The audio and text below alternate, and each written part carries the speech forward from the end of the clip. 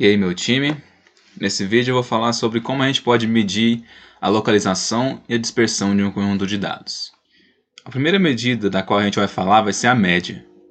Se eu tenho um conjunto de dados x1, x2 até xn, a média desse conjunto é dada pela soma de todos os dados dividido pelo número de dados, ou em notação de somatório, como a soma de xi com i variando de 1 até n, tudo isso dividido por n. Quando eu estiver falando da média de uma amostra, eu vou denotar essa média por x barra. Agora, quando eu estiver falando da média de uma população, eu vou denotar por μ. A média de um conjunto de dados pode ser interpretada como o centro de massa desses dados.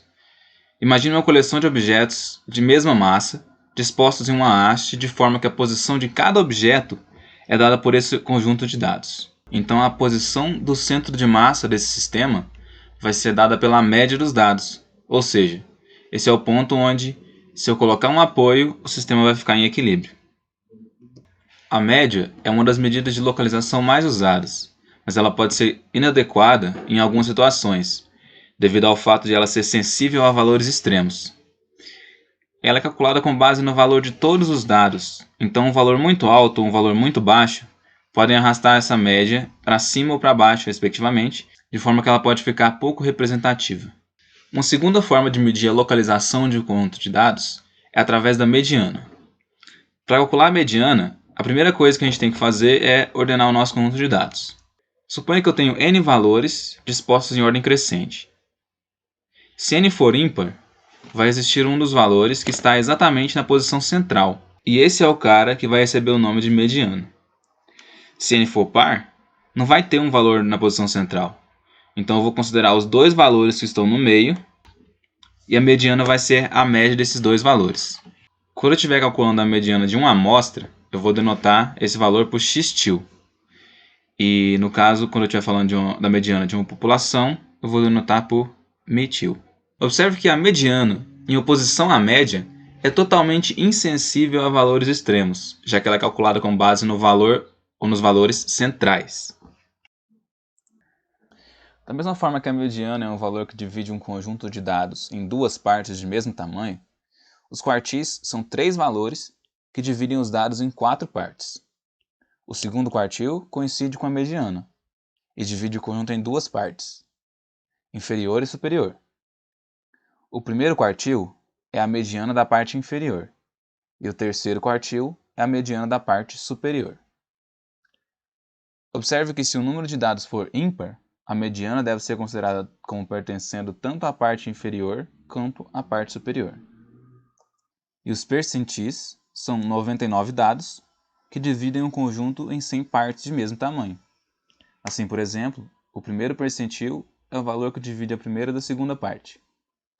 E o 90º percentil é um valor que está acima de 90% dos dados e abaixo dos outros 10%. Nós vimos que a média e a mediana são opostas no que diz respeito à sensibilidade a valores extremos. A média é bastante sensível, enquanto a mediana é totalmente insensível. Uma alternativa a essas duas medidas são as médias aparadas. As médias aparadas são calculadas ignorando parte dos dados, que podem ser considerados valores extremos, calculando a média do restante. Por exemplo, calcular uma média aparada de 5% significa excluir do conjunto de dados os 5% superiores e os 5% inferiores, e calcular a média dos 90% centrais.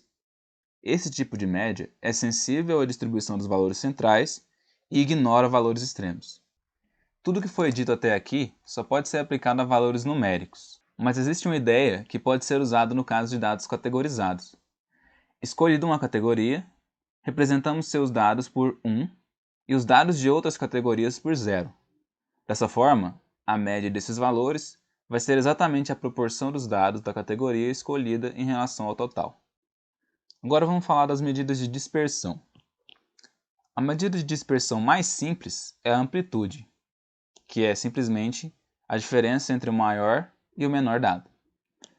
Mas essa medida não me dá nenhuma informação de como os dados estão variando entre os extremos.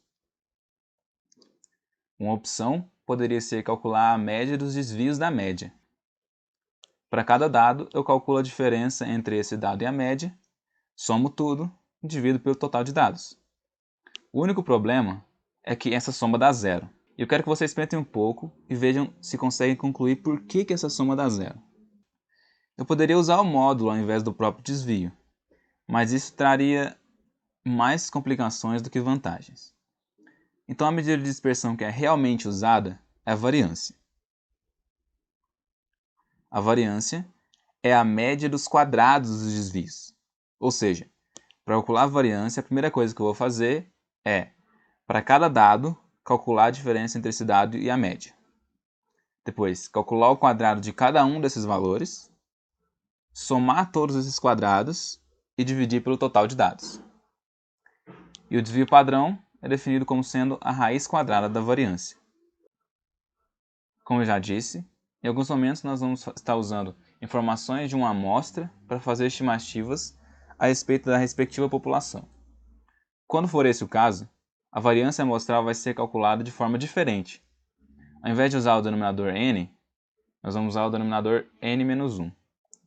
Mais para frente, depois que a gente discutir o conceito estatístico de esperança, isso vai ficar mais claro, o porquê dessa mudança no denominador. Eu vou denotar a variância amostral por S ao quadrado, quando eu estiver calculando a variância de uma amostra, eu desvio padrão por S, e quando eu estiver falando da variância populacional, isso vai ser sigma quadrado, e o desvio padrão sigma. Uma maneira alternativa para o cálculo da variância é essa fórmula aí. Observe que para usar essa fórmula, não é necessário calcular nenhum desvio, apenas os quadrados de cada um dos dados e o quadrado da soma de todos os dados.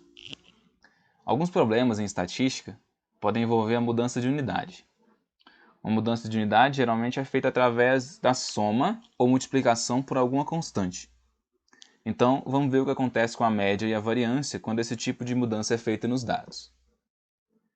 Se meus dados forem alterados somando uma certa constante em todos os dados, a média também será alterada somando essa mesma constante, mas a variância não vai mudar. Agora, se os dados forem alterados multiplicando todos eles por uma constante, a média também será alterada multiplicando por essa constante, a variância vai ser multiplicada pelo quadrado dessa constante, e o desvio padrão, como é a raiz quadrada da variância, vai ser multiplicado pelo módulo da constante. Por enquanto é isso. No próximo vídeo eu vou falar do boxplot, que é mais um método gráfico para representação de dados. Até a próxima!